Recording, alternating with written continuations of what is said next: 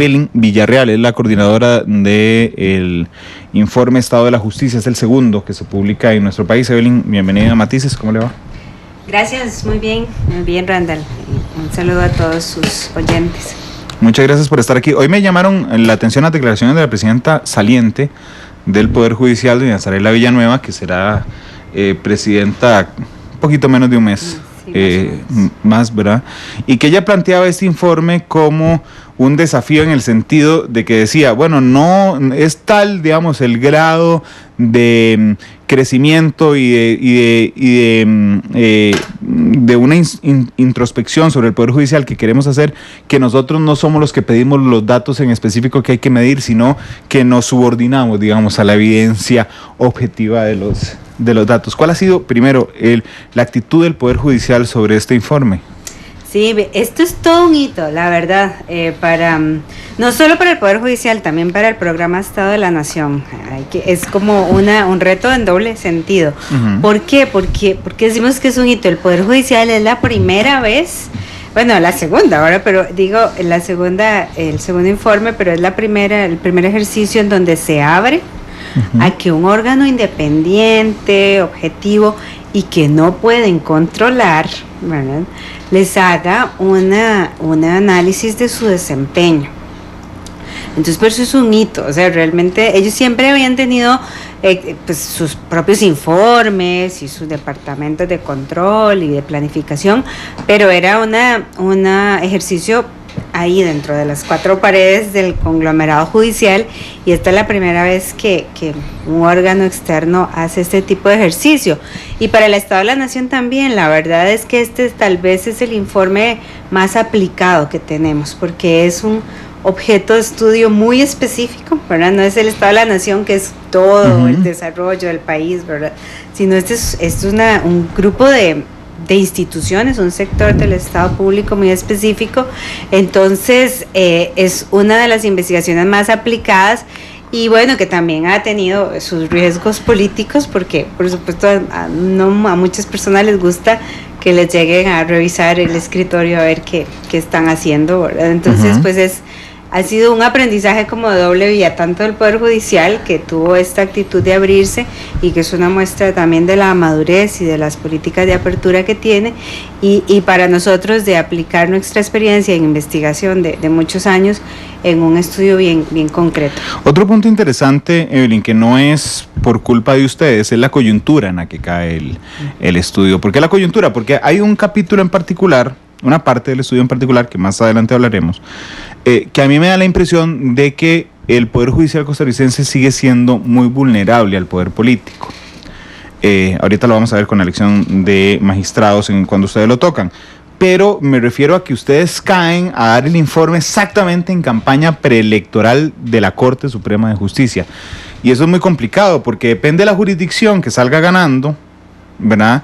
Hay candidatos a la presidencia de la Corte de las 4 jurisdicciones, de todas las salas de la Corte. El Poder Judicial se agarra como un todo, digamos, pero caen ustedes en un momento en que yo entiendo que a ustedes no les implica para nada, digamos, que estén en momento a un mes de las elecciones en la Corte, pero bueno, los datos podrían explotarse de muchas formas. Sí, correcto. Es un contexto delicado interno por esta transición que va a haber de presidencia, pero también es un contexto delicado todavía más allá. Y vea, por ejemplo, hay 2 sillas vacantes de magistrados, uh-huh. ¿verdad? Y estamos en plena campaña electoral, uh-huh. en donde se reaviva mucho el interés de los partidos políticos por tener influencia en el Poder Judicial a través del nombramiento de magistrados, pero también estamos en una coyuntura bien complicada que tiene que ver con las luchas, por ejemplo, del Fondo de Pensiones uh-huh. del Poder Judicial, y ni que se diga a nivel internacional no es el mejor día de los poderes judiciales. Sufren, digamos, de amenazas y de involuciones, y tenemos ejemplos muy claros. Si ustedes hablaban al inicio de Venezuela, ¿verdad? Sí. Ejemplos muy claros de poderes judiciales robustos e independientes que se cayeron, ¿verdad? De pronto a otro.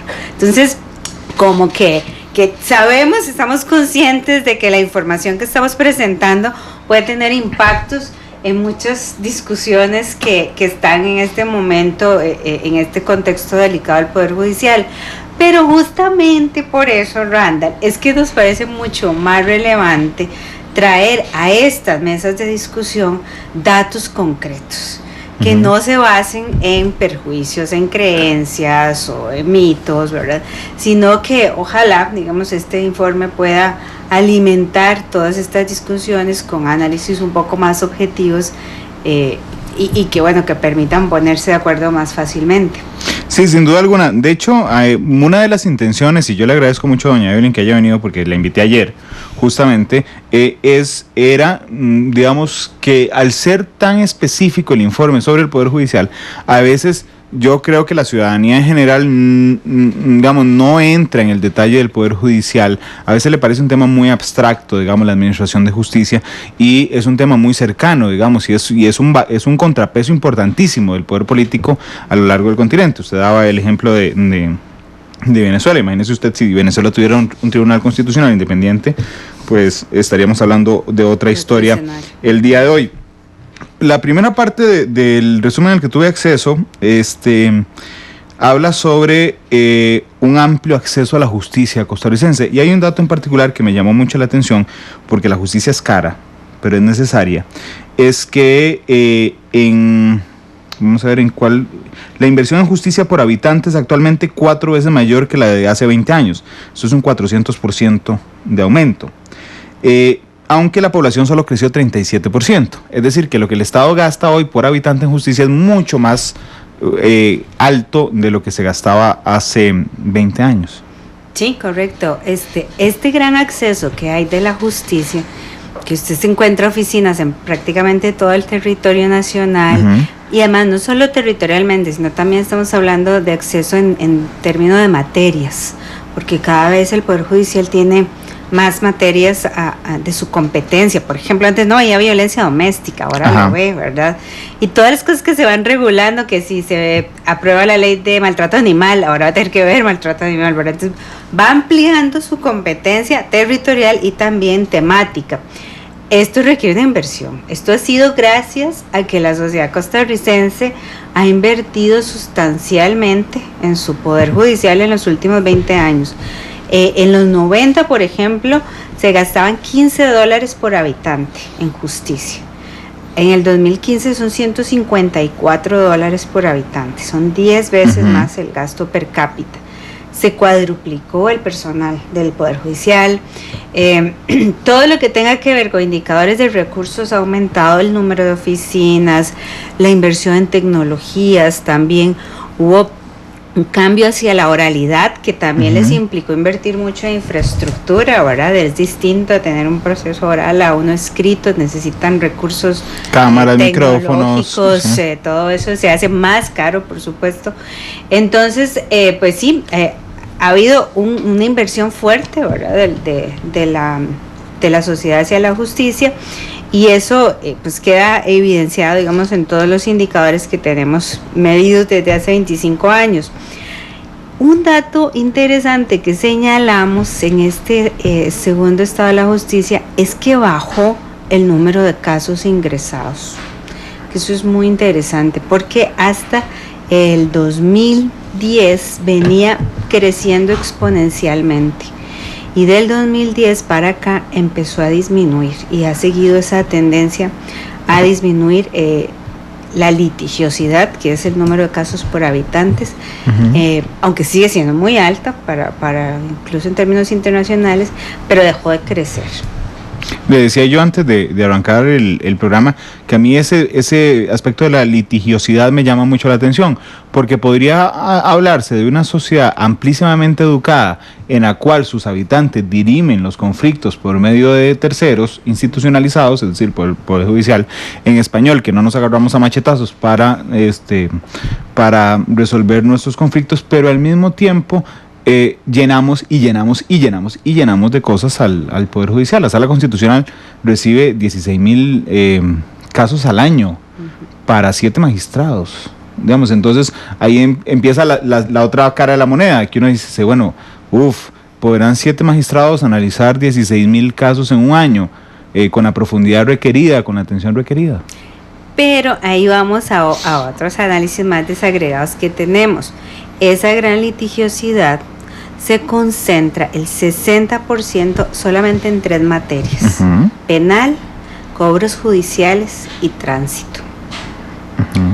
Esas son las grandes, digamos, concentraciones. Y además, si usted quiere verlo también territorialmente, la presión por los servicios judiciales está concentrada en 4 circuitos judiciales, que son 4 circuitos del Valle Central. El 50% de todos los nuevos casos que ingresan se dirigen a esos 4 circuitos judiciales de los 15 que existen, ¿verdad?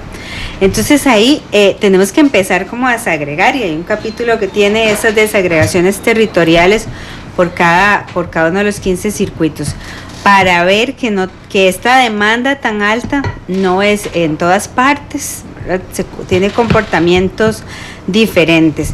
Y por supuesto, por ejemplo, si usted ve esas 3 que concentran las demandas, bueno, penal, ni modo, ¿verdad? Tiene que ver con la criminalidad creciente que enfrenta el país. Pero, por ejemplo, cobros judiciales. ¿Qué pasa con cobros judiciales? Esta es una materia muy interesante. ¿Quiénes son los usuarios? Son bancos, financieras, ¿verdad? Que utilizan el Poder Judicial como cobrador, ¿verdad? Para hacer sus gestiones de cobro. Tránsito, veamos esa otra materia, que es la tercera que concentra casos. En tránsito no es que usted elige ir, bueno, usualmente, ¿verdad? No es que usted elige ir a un juicio de tránsito, ¿verdad? Claro. Es que tiene que, o sea, no tiene ninguna escapatoria si tiene un pequeño choque o algo.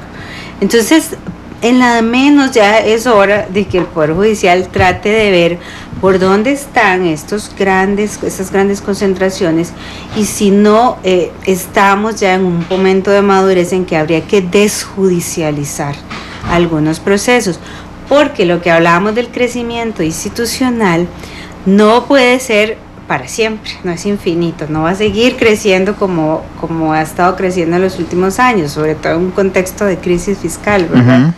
Entonces, si ya no va a poder crecer tanto en términos de recursos, necesita ver cómo controla mejor la demanda. Y puede ser que tal vez tránsito, digamos, habría que desjudicializar algunas cosas, divorcios, por ejemplo, de mutuo consentimiento también. Sí, que vayan por el registro civil directamente. Cosas que se puedan resolver vía administrativa y que no implique mover todo la parafernalia de un juicio, que son carísimas, ¿verdad? Para una cosa que se puede resolver administrativamente. Ahí está, ver la demanda, esos 622,000 casos que le entran al Poder Judicial al año, que le entraron en el 2015, verla desagregada y qué podríamos desjudicializar o arreglarlo por medios alternos. Pero a mí también me llama mucho la atención, no sé si viene en el informe, pero digamos, de una manera reflexiva, entre más responsabilidad le dan al Poder Judicial, digamos, la Ley de Bienestar Animal es el ejemplo más claro, ¿verdad? Nadie en el Poder Judicial pidió esa responsabilidad, los diputados están a punto de dársela, es una responsabilidad que involucra a un montón de actores judiciales, al OIJ, al Ministerio Público, a la Defensa Pública, al convertir los delitos a convertir en delitos algunas faltas, a los jueces penales. También se vuelve el requerimiento de recursos para estas nuevas cosas hace al Poder Judicial muy vulnerable, porque no son ellos los que se aprueban los recursos. Y yo aún recuerdo un acta de corte plena, tendrá, no sé, 14, 13 años, donde algunos magistrados estaban discutiendo sobre la conveniencia de tomar una decisión respecto a una respuesta que tenían que darle a la Asamblea Legislativa. Y el argumento de algunos magistrados es que viene la aprobación del presupuesto del otro año. Entonces ahí vemos cómo el tema del presupuesto, mediante el cual otros poderes pueden ahogar el Poder Judicial, que dichosamente no ha pasado, se vuelve, digamos, una moneda de cambio para, de alguna manera, configurar, digamos, la actuación de las autoridades judiciales. Sí, es una de las vulnerabilidades que tiene la independencia judicial, justamente, que el presupuesto pues se lo aprueba la Asamblea Legislativa. No solo el presupuesto, sino también el gobierno, los que gobiernan y toman las decisiones de cómo se gasta ese presupuesto, también los elige la Asamblea Legislativa por negociaciones político-partidarias, ¿verdad?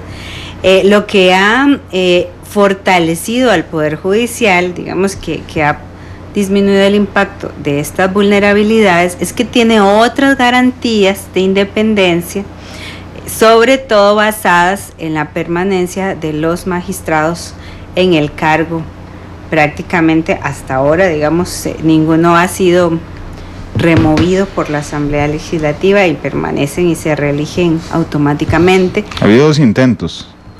Sí, pero no lo han logrado, ¿verdad? Entonces, esa es como una de las garantías de independencia, pero siguen efectivamente, digamos, con algunas vulnerabilidades de independencia hacia otros poderes que tienen que estar negociando su presupuesto y viendo a ver qué tienen que recortar y qué no. Yo les decía cuando aprobaron la reforma procesal laboral, que la sala debería declarar inconstitucional porque no les dieron recursos. No. Entonces es como, y bueno, ya ahora les dieron un poco más, pero en el que se aprueban leyes sin fondo. Exacto, eso no puede ser, digamos, eso debería ser una ley constitucional porque no les dan fondos. Entonces, y así ha sucedido con un montón de leyes, ¿verdad? Y que no se miden sus impactos también posteriores.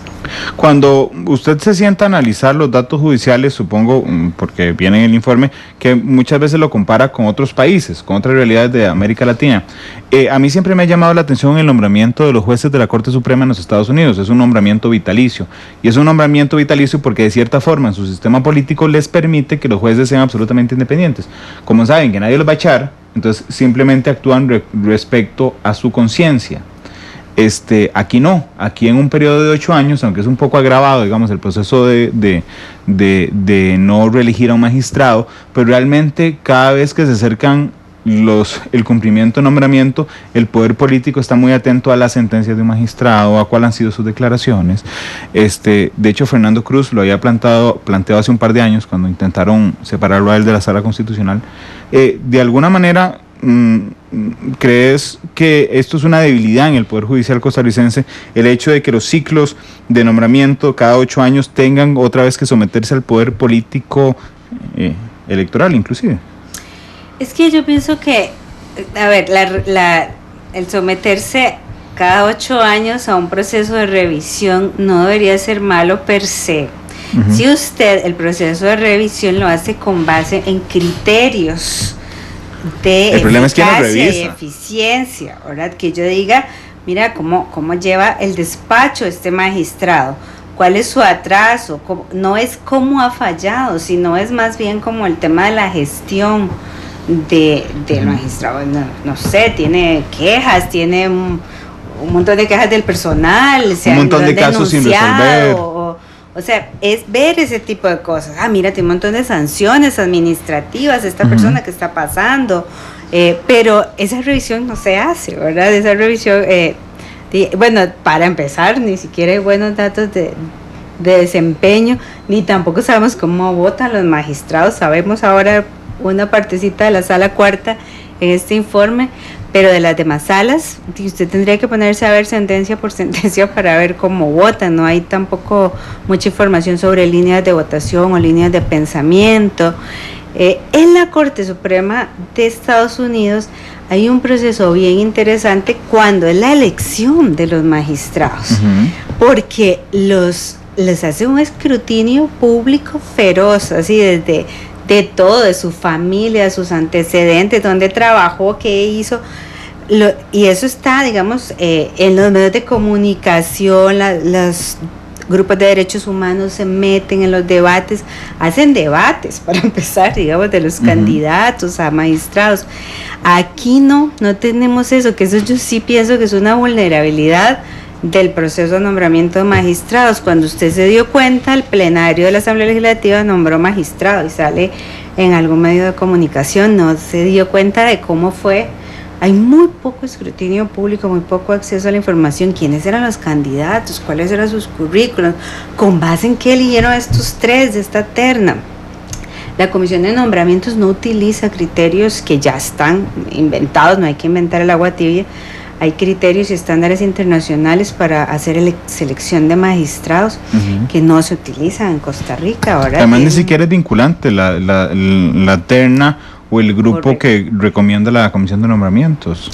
Entonces, esa vulnerabilidad me parece más grande, la vulnerabilidad, cómo se nombra, de que no hay un procedimiento establecido, no hay criterios internacionales, no hay escrutinio público. En medio además de una sociedad que sí está demandando cada vez más transparencia a estos temas, y de repente le sientan ahí, bueno, este es un nuevo magistrado de esta sala y uno no sabe de dónde había aparecido. Eso es muy interesante porque, por ejemplo, en la sala constitucional hay una vacante en ese instante, efectivamente, pero no solo hay una vacante, sino que hay 3 magistrados con la pensión aprobada. Es decir, que cualquiera de ellos 3 que quiera irse, pues nada más se va y punto. Y se va a los 2 días. Y esto abre una gran incógnita efectivamente sobre la elección. Y tampoco hay que ser muy perspicaz para entender, por ejemplo, que a las fuerzas políticas les vale mucho más, por ejemplo, tener un magistrado, vamos a ver, haber influido en la elección de un magistrado en la sala constitucional que en las demás salas de corte. Prácticamente van en este orden. Y aquí me arriesgo yo a decirlo. La más importante, sin duda, la sala constitucional. La segunda sala más importante donde los políticos buscan tener influencia, la sala tercera de la Corte Suprema de Justicia. La tercera, la sala primera, que ve los procesos judiciales contra el Estado, donde está el Estado costarricense, los contenciosos administrativos y los comerciales. Y la última, a mi parecer, es la sala segunda, que ve temas de familia y de trabajo. Porque el proceso de elección es muy, vamos a ver, es raro. Le voy a contar, Evelyn, la experiencia desde los medios de comunicación. Resulta que estamos sentados y nada más llega un comunicado de prensa de la Asamblea Legislativa donde dice: la Comisión de Nombramientos, esta es la lista de candidatos a magistrados de tal sala. Yo reviso, tal vez reconozca alguno, porque en mi carrera periodística en algún momento pude tener acceso a alguno, tal vez como juez. Después te mandan: estos son los 3 recomendados. Nadie de prensa, casi nadie va a las entrevistas que se les hacen. Cuando se les hacen entrevistas, por ejemplo, a los magistrados constitucionales, a veces los candidatos a ser magistrados constitucionales a veces evitan entrar en temas de fondo porque estarían adelantando criterio, y entonces inmediatamente podrían ser vetados o recusados en un proceso posterior en la sala constitucional. Ok, aquí lo que estoy diciendo es que excepto a los diputados, a nadie más le importa en este país la elección de los magistrados, y eso es muy complicado. Es muy grave, eso es muy grave realmente, porque estamos hablando de la elección de personas que van a quedar en la jerarquía del Poder Judicial, que tiene un enorme poder. Es más, el Poder Judicial, yo me atrevería a decir que es en este momento el actor político con más poder, ¿sí?, de este país. ¿Por qué? Por ejemplo, vean un estudio que hicimos de las acciones de inconstitucionalidad, que está en uno de los capítulos.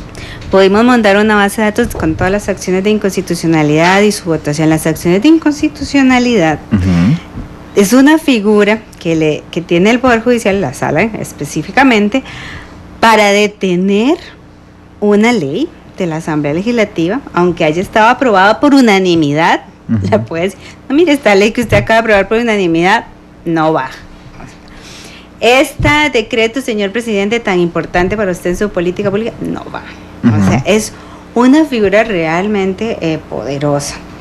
Porque además no solo es contra leyes, es también contra directrices, contra políticas, ¿verdad? Ahora se ha ampliado mucho la cobertura de las acciones de inconstitucionalidad. Se ha mermado el uso por parte de la sala constitucional de este mecanismo. Antes era una sala más activista, que hacía muchísimo más uso de las acciones de inconstitucionalidad.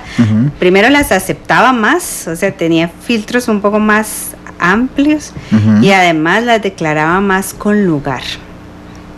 O sea, que se volaba la norma porque la declaraba inconstitucional. Y ahora, en los últimos años, hemos venido viendo una sala más autocontenida, ¿verdad?, que trata de no aceptar tantas acciones de inconstitucionalidad. El 88% de las acciones que se presentan se rechazan de plano. Ni siquiera pasan a la otra. ¿El 88%? Sí, ni siquiera pasan al estado de la votación, ¿verdad?, de una votación. Y las que pasan a votación, que es este porcentaje minoritario, en el 60% son declaradas sin lugar, o sea que no se le da la razón a la persona recurrente. Entonces es una sala mucho más autocontenida, que trata, digamos, inclusive hay sentencias que se puede leer donde la sala misma dice: yo antes me metía en este tema, pero ahora he decidido que no, que eso es responsabilidad de los señores diputados y que no me voy a volver a meter en estos temas. Pero eso tiene que ver también, vamos a ver, si el Poder Judicial es el poder más poderoso de Costa Rica, según su criterio, y creo que muchos compartimos con ustedes ese criterio, y la Sala Constitucional per se es la sala más poderosa de Costa Rica, eso significa que el presidente de la Sala Constitucional tiene un enorme poder. ¿Por qué? Porque la Ley de Jurisdicción Constitucional del 89 prácticamente le da al presidente del Poder Judicial la capacidad para admitir, dar curso o no dar curso a una acción de inconstitucionalidad. Es decir, cuando la sala dice, sí señores, yo recibo esta acción, se suspende el acto que está impugnado mientras yo la estudio, puede ser el presidente solo, que por un tema de dinámica judicial, creo que ahora don Ernesto Ginesta lo hace, cuando él va a rechazar una acción, la lleva al pleno y le dice, señores, voy a rechazar esta acción, pero cuando la recibe no. Entonces uno podría ver no solo la integración, que ahorita eso me parece interesantísimo, la integración de magistrados por tema, sino los diferentes perfiles de los presidentes de la Sala Constitucional. Porque entonces creo que cuando hablas de que había una amplitud más grande para recibir, creo que estamos cayendo en la época de Luis Fernando Solano como presidente de la Sala Constitucional y de Ana Virginia Calzada. Exactamente. Cuando hay un cambio y pasa Gilbert Armijo, que ahorita vamos a hablar de eso también, es del otro grupo de doña Ana Virginia, vamos a ver, en algunos temas principales, don Gilbert es mucho más restrictivo a la hora de hacerlo, y por lo que me decís esta tarde, creo que don Ernesto Ginesta es todavía más restrictivo a la hora de dar curso a las acciones de inconstitucionalidad.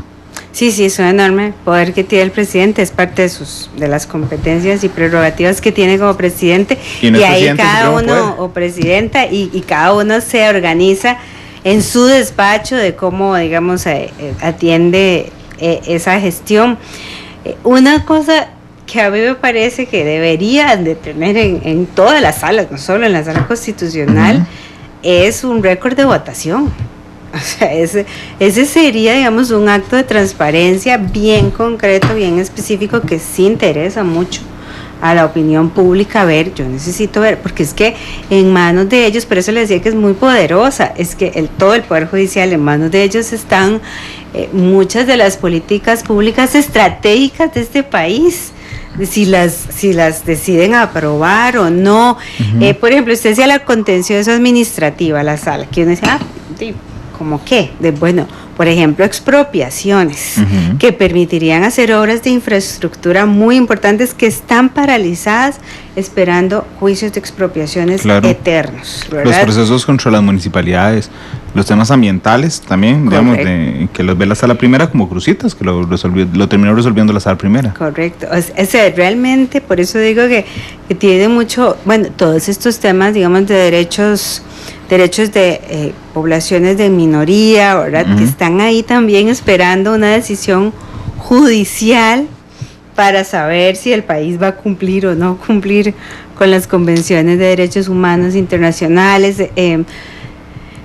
Realmente sí tiene mucho poder, y volvemos al punto que está diciendo. Por eso es que los nombramientos en la Asamblea Legislativa deberían de ser muchísimo más abiertos, con más transparencia, con más competencia sana, ¿verdad? En el sentido de ver, bueno, veamos currículums, o sea, veamos qué ha hecho, trayectorias académicas, profesionales. Si era juez, que muchos de ellos ahora vienen de la carrera judicial, casi todos, más bien, vienen de carrera judicial ahora.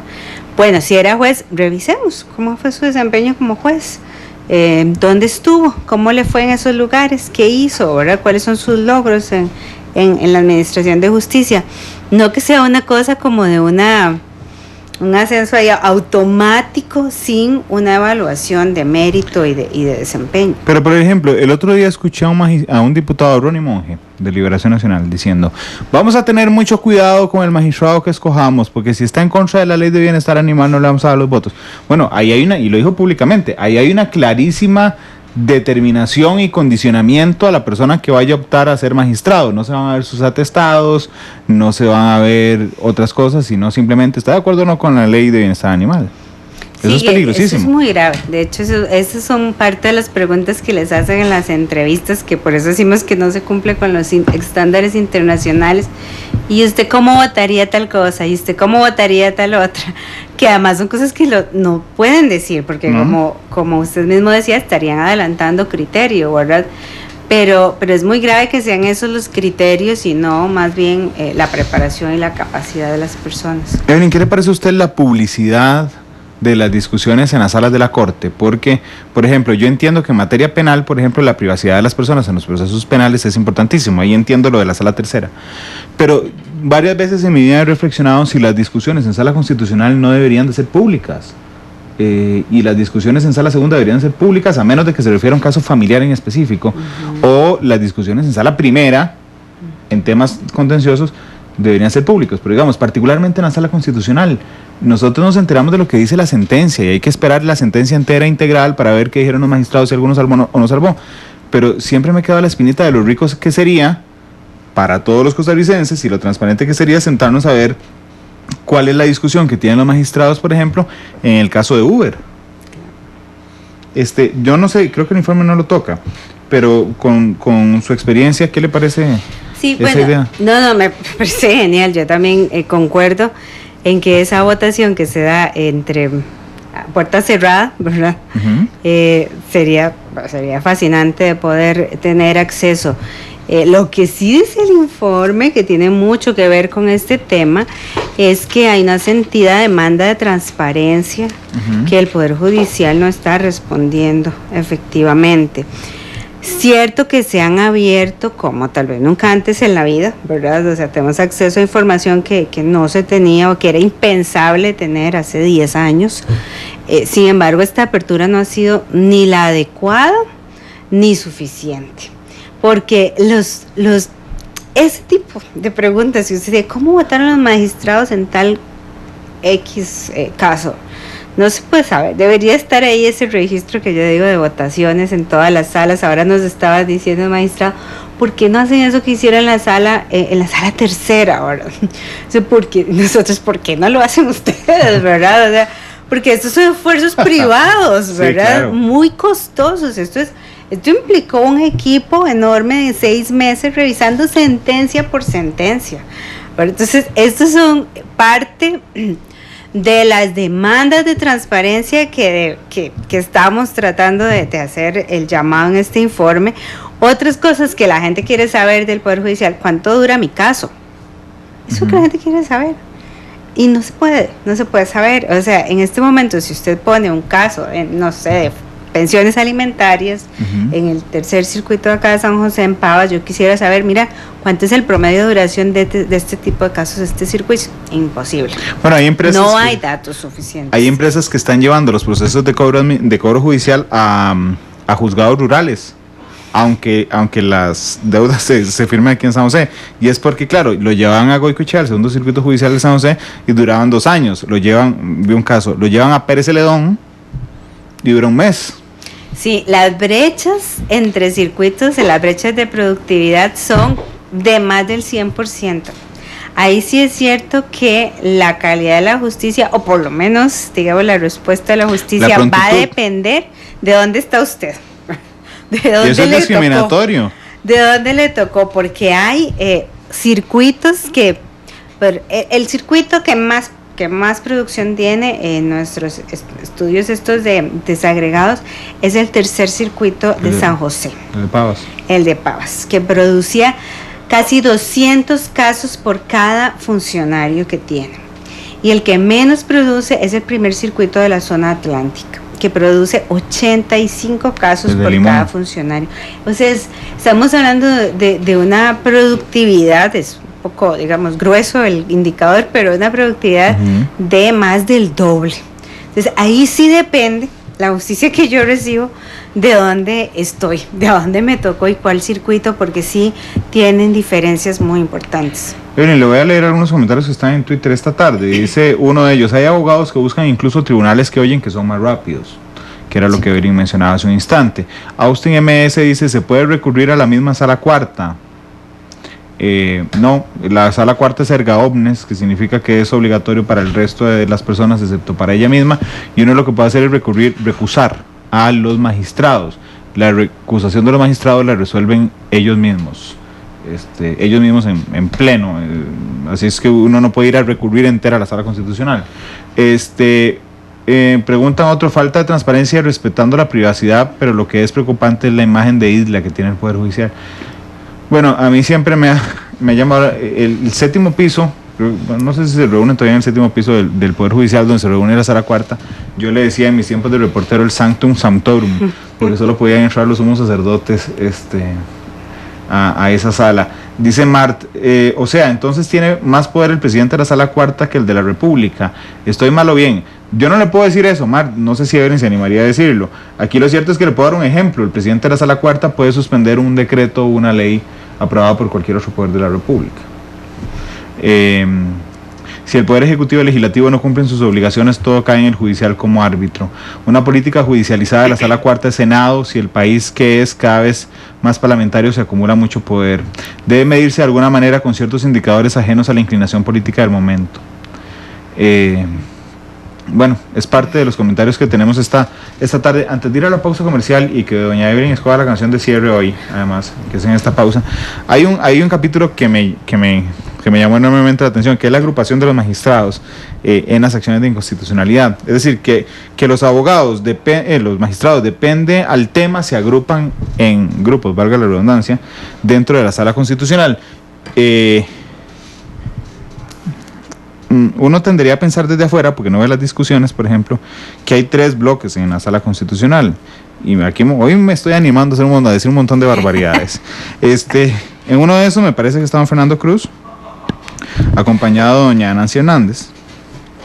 En el otro me parece que está don Ernesto Ginesta, a la par de don Luis Fernando Mendoza, don Fernando Salazar, perdón, no Mendoza. Y me parece que hay 2 magistrados flotadores en los temas, que son los que completan los grupos, don Paul Rueda, uno en el centro, y don Fernando Castillo, que depende del tema, se mueven hacia un grupo de estos o hacia un grupo de estos. Yo no leí cómo se integraban en los temas, pero quiero saber si más o menos pega con la percepción que tengo, doña Evelyn.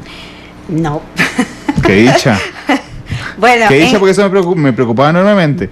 Bueno, a ver, no y sí, si o sea, entiende, en algunos temas yo sí. Le presto el papel, no importa. No, en algunos temas sí, Randall, en algunos temas sí.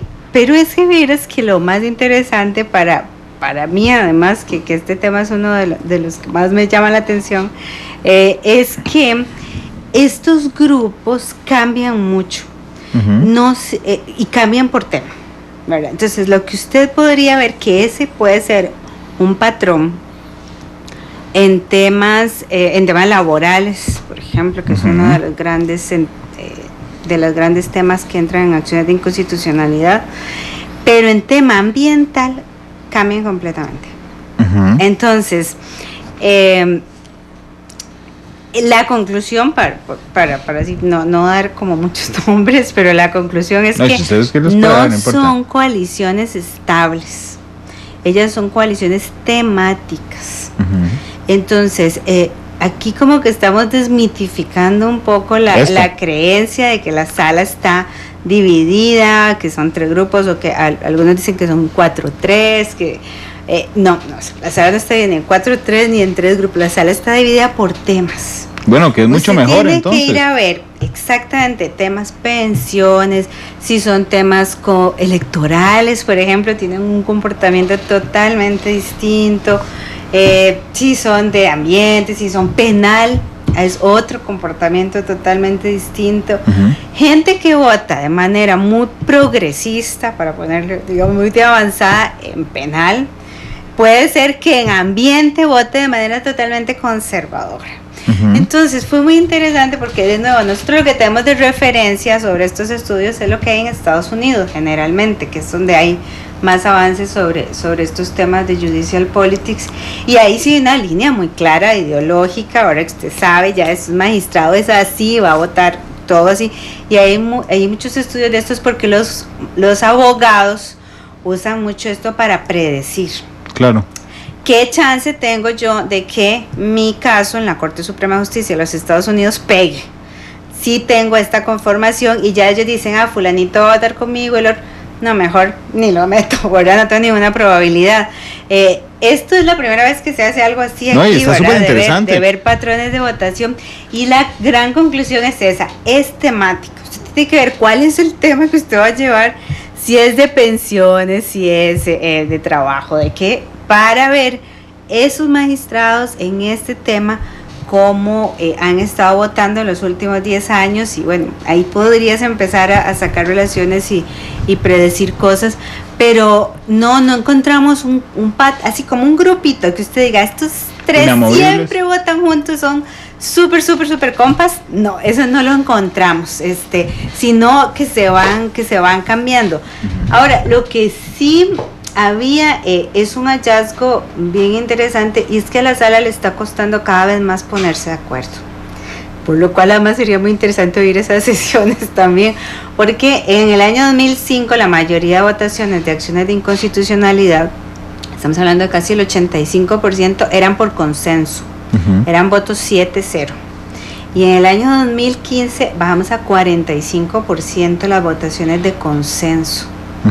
O sea que hay muchísimas más que son votos divididos, lo cual no quiere decir que la sala esté polarizada, porque la mayoría de estos votos son minoritarios, son 6-1 o 5-2, digamos, no es 4-3 que sería la polarización ya extrema. Los votos 4-3 siguen siendo muy poquitos en esta década. Evelyn, ¿ustedes analizaron si esos votos, aunque sean 5-2, cuando uno lee la sentencia integral, tiene notas de los 5 que votaron mayoritariamente? Entonces uno nota que tiene 5 matices diferentes, aunque todos votaron con lugar.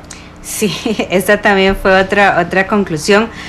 Cada vez más las resoluciones tienen notas separadas, votos separados. Entonces, por ejemplo, hay 2 votos separados, esos 2, esos 5-2 y esos 2, pero uno está en contra por una cosa, entonces hace otra resolución, y otro está en contra por otra cosa completamente distinta. Ahora, entonces sí hemos notado una gran producción, y hay algunos que son impresionantes, que tienen 5 notas separadas, todos votos de minoría, y que al final, usted después de leer todos los folios dice, ¿y qué resolvieron? No, es bien difícil, ¿verdad?, ver cuál fue la respuesta de la Sala Constitucional cuando hay una dispersión tan grande de opiniones. Dice Rebeca Ramírez que hizo un bateo periodístico en la integración, y me cerró un ojo. Gracias, Rebeca, igual me pareció súper vacilón tu tweet.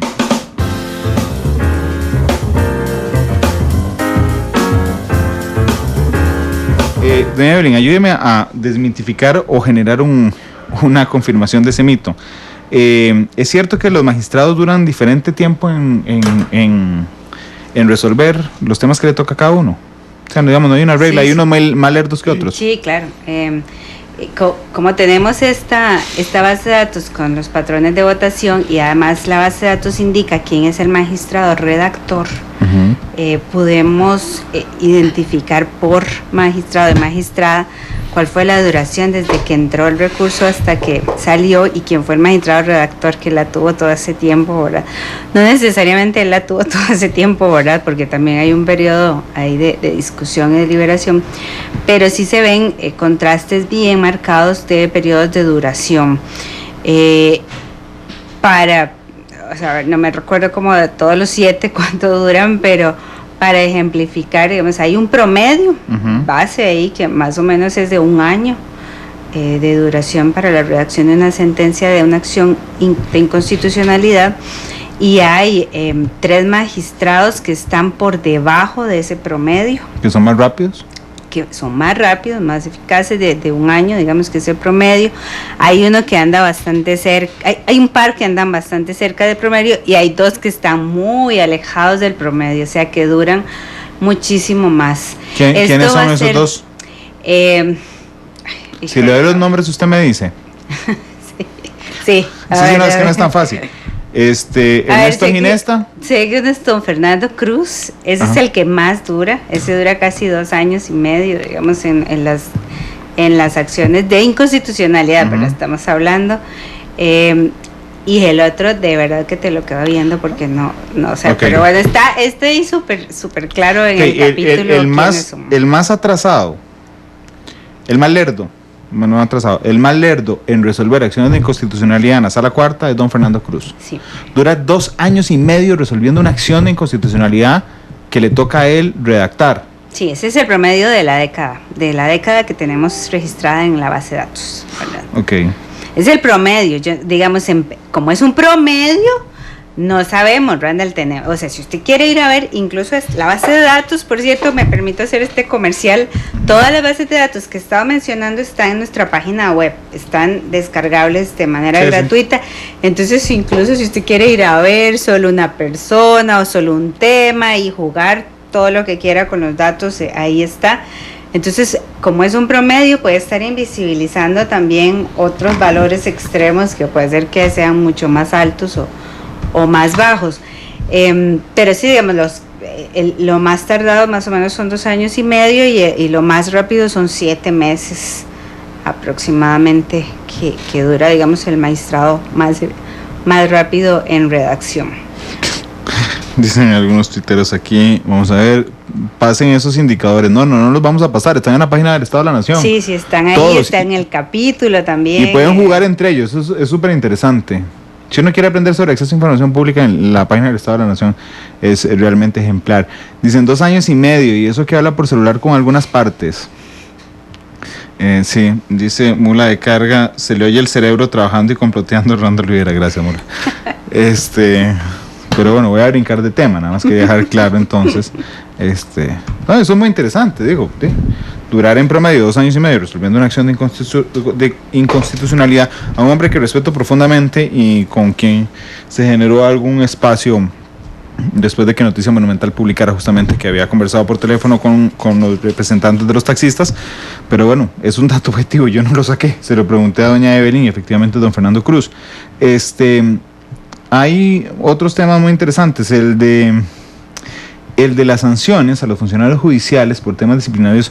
A mí me parece interesantísimo y me ha parecido interesante el dato que ustedes brindan y los datos que uno conoce, digamos, desde antes. Y es, por ejemplo, yo recuerdo que Jorge Rojas, el director del OIJ, me decía, usted puede creer que yo no puedo echar a un investigador que cometa una falta grave, y es cierto, el sistema disciplinario del Poder Judicial es muy particular. Digamos, el OIJ tiene su inspección judicial, el Ministerio Público la inspección fiscal, pero solo la inspección judicial, que es como el órgano más grande, puede determinar sanciones, que vienen en alzada, depende del grado del funcionario ante la Corte Suprema o ante el Consejo Superior. Pero no reciben realmente sanciones los funcionarios investigados o denunciados por faltas éticas, ¿es correcto? Sí, esta función disciplinaria, Randall, la estamos estudiando dentro de un tema más amplio que es la función de gobierno judicial, porque este es uno de los mensajes principales que quiere dar el informe. La gestión del gobierno judicial presenta serias limitaciones en el aparato que se encarga de la administración. Y una de estas limitaciones está ejemplificada en el régimen disciplinario. El régimen disciplinario está descentralizado, hay muchas personas y entes y unidades que tienen competencia de disciplinar, pueden disciplinar los jefes directos, ¿verdad? Dependiendo de las faltas y también las unidades de cada institución. Pero si ya la falta es un poco más grave o pasa de cierta cantidad de días, que son en general 15 días de sanción, ya tiene que ir al Tribunal de Inspección Judicial. Pero bueno, de todas estas unidades, aunque estén descentralizadas o no, lo cierto del caso es que tienen una tasa de sanción muy baja, digamos, preocupantemente baja, y que no mejora con el tiempo, porque para casi todas hicimos trabajos no solo de un año, digamos, sino son trabajos de que ha pasado en los últimos 10 años, en los últimos 5 años, o sea, hasta donde la información que nos proporcionaron nos llegaba, tratábamos de tirarnos hacia atrás para tener comparaciones, y lo que vemos es que esta tasa de sanción no mejora, digamos, no sube con el tiempo. El que más sanciona es la unidad de la defensa pública, que tiene un 25% de tasa de sanción, o sea, de lo que le entra, de 4 casos que le entran, sanciona 1, ¿verdad? Pero el Tribunal de Inspección Judicial, por ejemplo, solamente tiene un 13% de sanción, a pesar de su reforzamiento, que fue reforzado hace un par de años de manera muy importante. esa tasa de sanción no varió en los últimos años. ¿Y no cambia tampoco con la integración del tribunal de inspección? No, porque tenemos, para el tribunal específicamente, si tenemos datos de una década.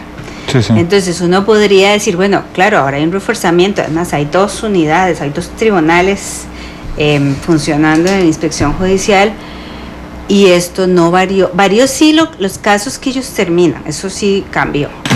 Terminan muchos más casos, pero no varía el porcentaje de sanciones con respecto a las quejas que reciben. Y la otra cosa, hablando de quejas que reciben, es, bueno, ¿y por qué sancionan a la gente? Ahora, ¿cuál es la principal causa de sanción? En el caso del Tribunal de Inspección Judicial es por incumplimiento de deberes.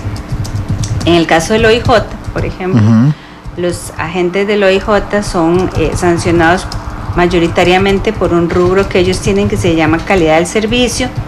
Y en segundo lugar hay una causa muy preocupante, que es el uso de la violencia, que es una constante, no, es la segunda causa de quejas contra agentes del OIJ, y es una constante. En 10 años no merma, a pesar de que el OIJ se ha sofisticado mucho, tiene más tecnología, tiene muchos mejores controles, pero este uso de la violencia y la calidad del servicio son 2 quejas que más bien van creciendo. Y un tema que nos puso a reflexionar el viceministro Feoli de Justicia durante Semana Santa es el hacinamiento carcelario. Ha subido 60%, dice el informe. Vamos a ver, perdí la página. La población carcelaria creció 60% en los últimos 10 años. Sí. Nosotros tenemos una de las tasas de encarcelamiento más altas de América Latina. O sea que las personas privadas de libertad con respecto a la población que tenemos es una proporción de las más altas de América Latina, lo cual contradice un poco algunas voces que hay también de que aquí cuesta muchísimo meter a la gente a la cárcel, que es un sistema muy garantista. Ahora, pues bueno, estamos entre los países que más gente privada de libertad tiene, y además que ha crecido muchísimo. Este crecimiento del 60%, por supuesto, no es comparable con el crecimiento de la población, que apenas ha crecido 13-12%, ¿verdad? Está muy por encima.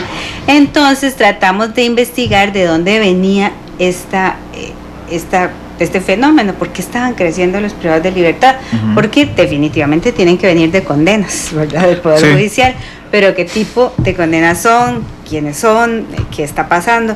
Y ahí encontramos 3 fuentes principales.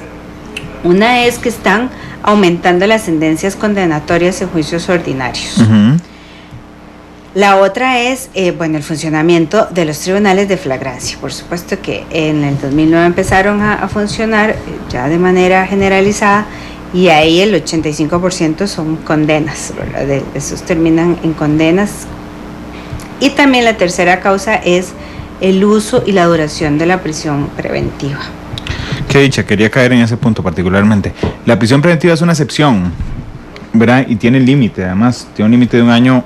Creo que solo en los casos de tramitación compleja se puede duplicar ese plazo perentorio.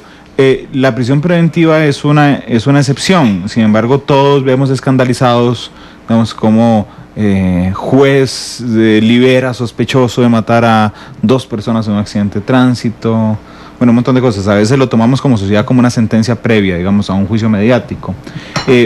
¿Usted cree, Evelyn, que existe cierta presión social, mediática, inclusive, de que los jueces utilicen más las prisiones preventivas con el fin de saciar un poco esa sed de sangre, digamos, que pareciera haber en la sociedad costarricense, y no tanto como verdaderas medidas de retención de las personas a los procesos penales?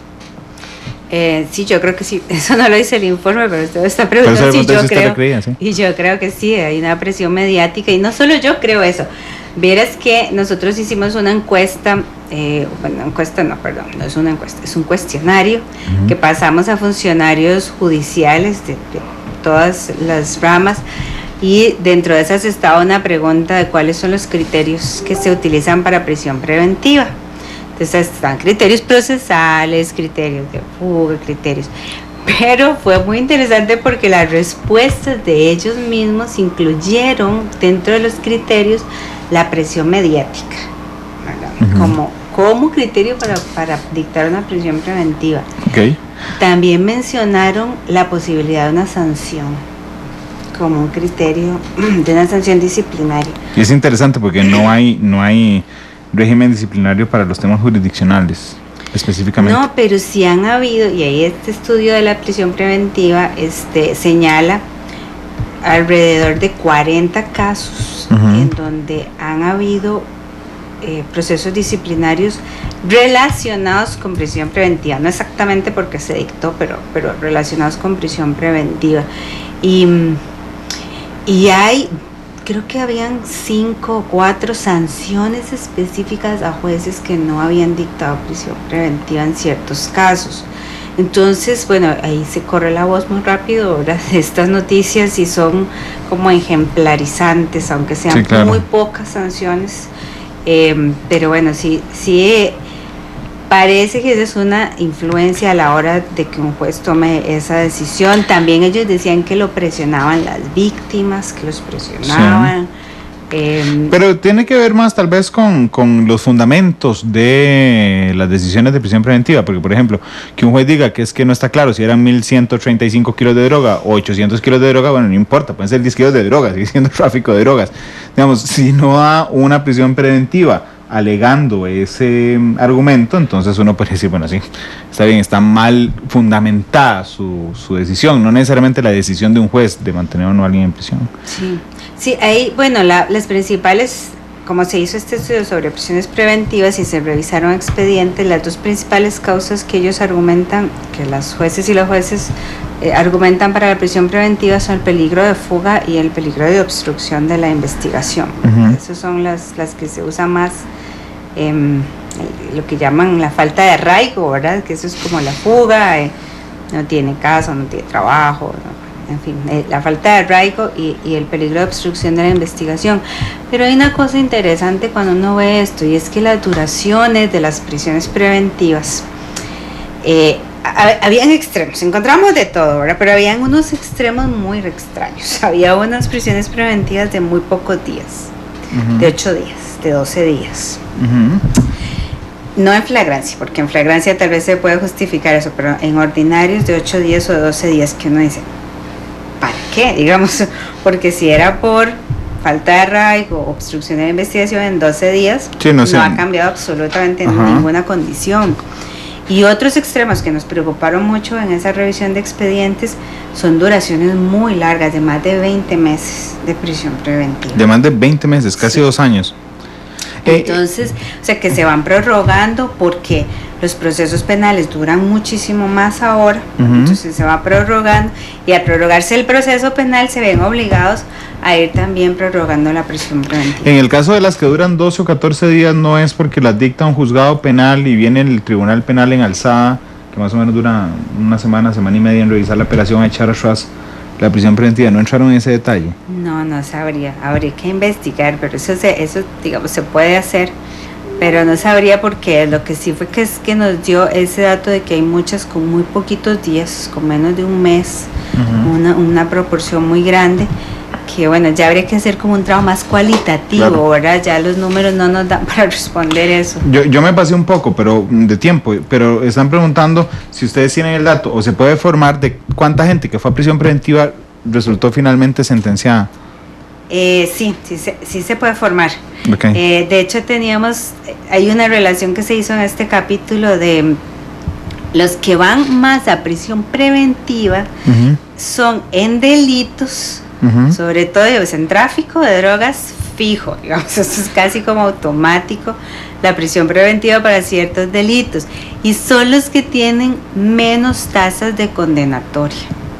¿Menos? Sí, entonces es como una contradicción, ¿verdad? O sea, por lo menos es un hallazgo que lo pone a preguntarse a uno cosas, porque entonces van a prisión preventiva pero tienen menos probabilidad de ser condenados, van más a prisión preventiva y tienen menos probabilidad de ser condenados porque son los delitos en donde las condenas son muy bajas, las condenatorias son muy bajas, y donde no van tanto a prisión preventiva, por ejemplo, abusos sexuales, las tasas de condenatoria son muy altas. Entonces hay como que usted o sea, como que la prisión preventiva sirve como una suerte de medio castigo, porque al final la probabilidad de que lo liberen es muy alta. Evelyn, muchas gracias por haber venido hoy. No, gracias a usted por la invitación. Nos quedaron un montón de temas pendientes por fuera. Siempre pasa eso con ustedes. Pero bueno, muchas gracias. ¿Cuál canción escogió para el cierre? Bittersweet Symphony. Es una canción que me trae muchos recuerdos y de una película además muy bonita. Sinfonía agridulce, más o menos, ¿es verdad? Sí, sí. 3:30, The Birth. The Birth. De Estudio de Matices, feliz tarde. Mañana nos escuchamos también a las 2, hoy a las 7 de la noche, la tercera emisión de Noticia Monumental.